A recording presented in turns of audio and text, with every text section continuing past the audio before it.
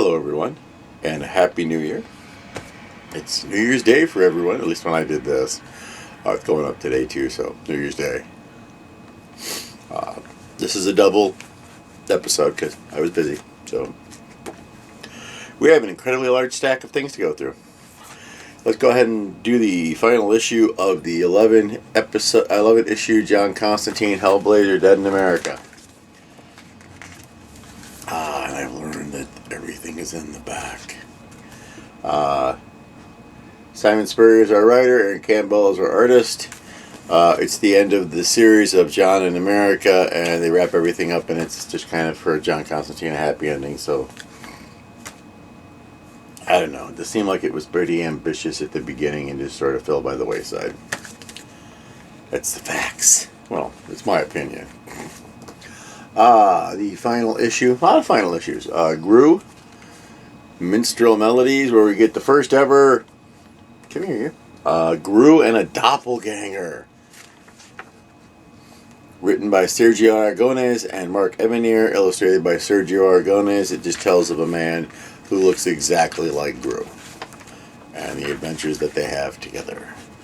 So that's kind of, and even the guy who looks like Gru can't do anything but fall under the disastrous spell of Gru. We have a one-shot Gargoyles Winter Special starring the best gargoyle, Bronx. This is by Greg Weisman and Nate Cosby. Nate Cosby did the script. George Combatis is the artist. And this is Bronx having a wintertime adventure looking for a lost kitten. And that's it. This is so good. There is no dialogue. It's a silent comic book because Bronx doesn't talk. Just so very, very good. I can't express enough for it. This is the best Gargoyles comic book that I have ever read. Sticking with the folks at Dynamite, we have issue 2 of DuckTales with Scrooge fighting, what's her name? Magica Dispel. Brandon Montclair is our writer. Tommaso Ronda is our artist. And Scrooge and the boys are having some DuckTales. They're on an adventure. They got a map. They're looking for stuff. And they go to a movie theater to watch movies that Scrooge owns. I thought that was pretty good. This was a great comic book. It reminds me so much of the show. Another new favorite comic, Tom Scioli, or Scioli, I don't know. Godzilla's Monsterpiece Theater, issue 2, when last we left everyone, and it's all done by Tom Scioli. The Great Gatsby has teamed up with H.G. Wells, Sherlock Holmes, Jules Verne to hunt down and destroy Godzilla. Look at this, look how cool this is. See that? Because of Daisy. They're there to save Daisy. And it's just, I love the artwork, the stylized artwork. I love all these people from books I read as a child. Well, except for Gatsby. I read that when I was older and wasn't all that impressed. But, yeah. He's there to fight Godzilla. And using technology of the time. And then they introduce us to Dracula. So I'm like, oh. Okay. So it's getting weird. I don't know how many issues this is. But next up, he's fighting monsters. I see a thing with Dracula, Wolfman, Mummy, Frankenstein all teaming up to fight the one and only Godzilla. This is a great comic book. Alright, Sonic the Hedgehog, number 75. You believe we've been with this since the beginning? Because I've got, this is in the 80s episode still. This year we'll be hitting our 200th episode. We'll make a special deal out of it. Story is Evan Stanley. Art is Min Ho Kim.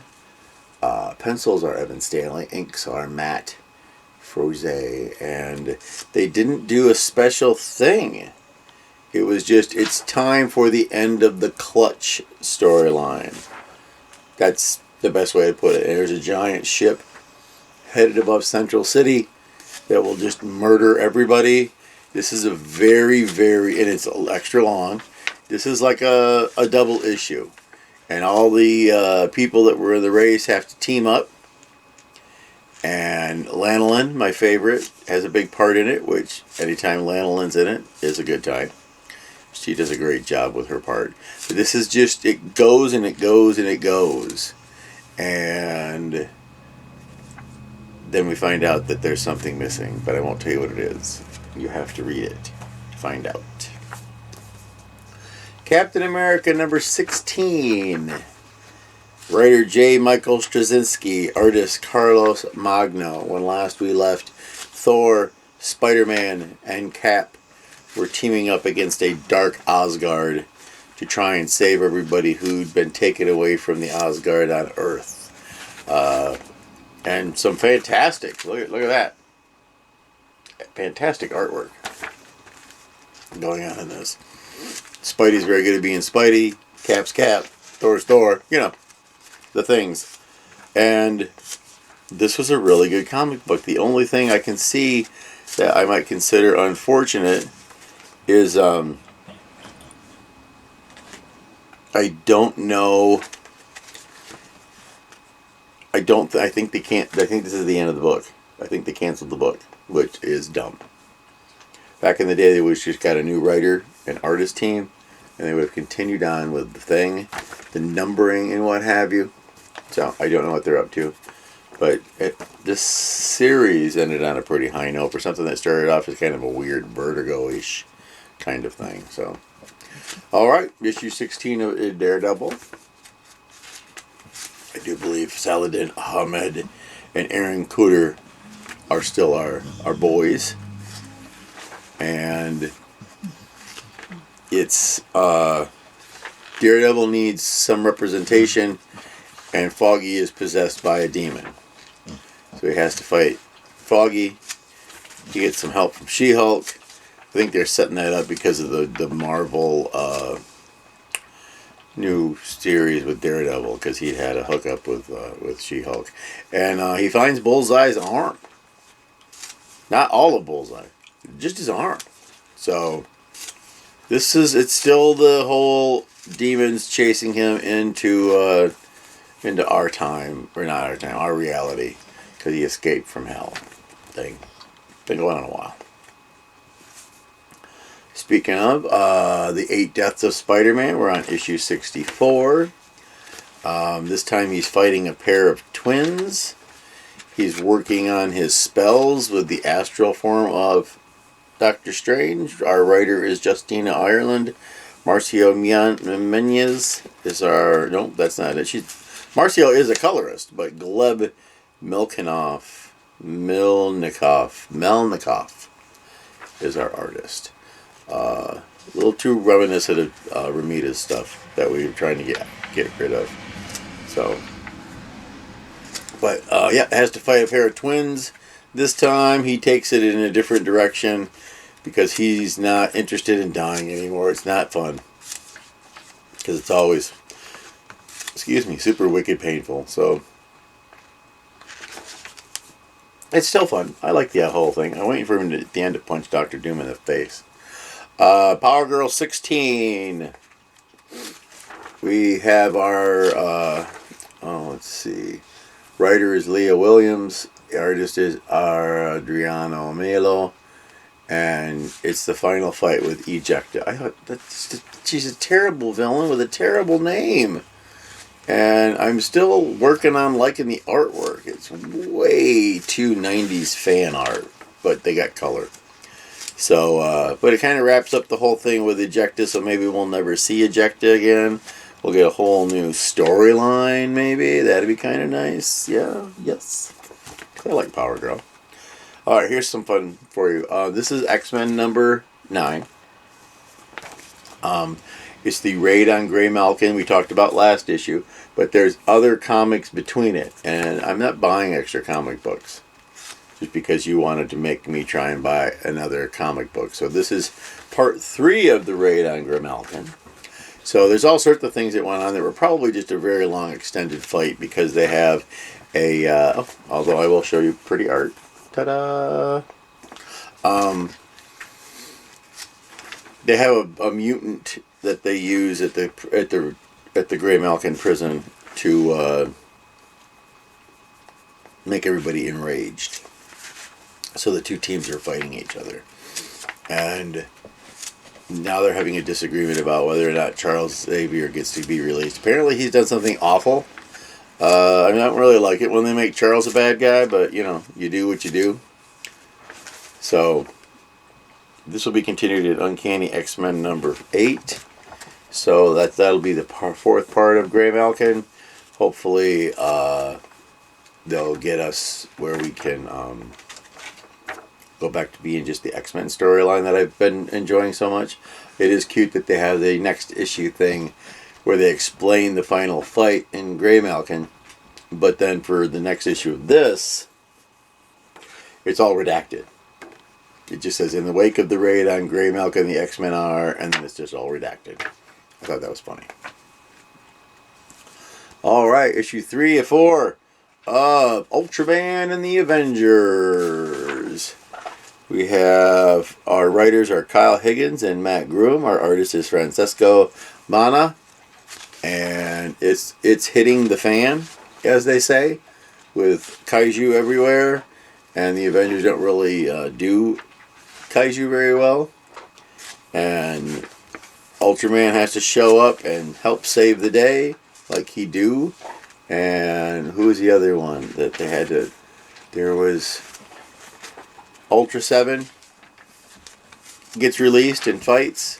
This is like a smart... Oh, and they're fighting Galactus. Did I mention that? Galactus got a taste of the Ultraman world, homeworld. And now he wants to eat it. But he doesn't understand how Ultraman works. And so Ultraman Taro will be in our next issue. I really wish they would do things like this with Kamen Rider. But I'll take the Ultraman for the win. Moon Knight 3, Fist of Khonshu. Has a big plot thing that happens that I'm just not going to spoil for you here. Writer Jed McKay, artist is Domenico Carbone, and it's the cops show up to break up the mission, where the midnight mission, and there's a big huge fight scene, and something goes wrong that I'm not going to tell you, and now they're forced to go underground for now, because they've been outed as criminals dealing in drugs, which they just never do. Never. Okay. West Coast Avengers 2. His writer is Jerry Dugan. Artist is Danny Kim. And I liked this issue even more than the first issue. They let Spider-Woman go to town and have a good time. Everybody gets a thing. Spider-Woman seems to be the focus of this issue, at least at the beginning.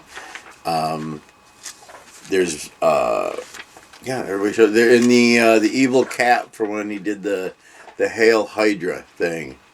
So gross.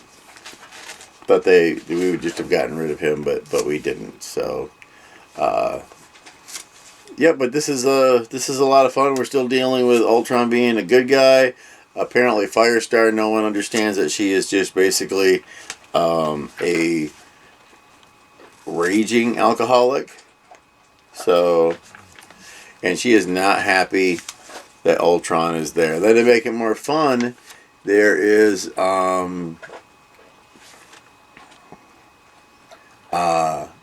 new Ultron with wings who's showing up, and he's looking to help humanity, is what he says. And the funny part is the Ultron on the team, his last lines are, "No hyperbole, I don't know that guy." Just funny. Just funny. I saved the number 1 for last. One of my favorite superheroes. in the DC universe. Metamorpho, the Element Man. So Al Ewing is our writer. Steve Lieber is our artist. And this is amazing, is what it is. Because it's somebody trying to destroy Metamorpho and has the ability to do so, giving him no cohesion over his ability to change things in his body and form. But the thing that makes this is the dialogue. This is dialogue from the 60s, the late 60s. The narration is from the late 60s. It gives a look of, here, let me see if I can just show you what I mean. Where you have this set up like this. And they even use the really old Metamorpho font for the opener. You get your rundown of everybody. And it's so good. I'm not going to read it to you. You gotta trust me that you need to get this book. If you like old comic books, and they just did. This is on point. They have done a magnificent job of this. So let's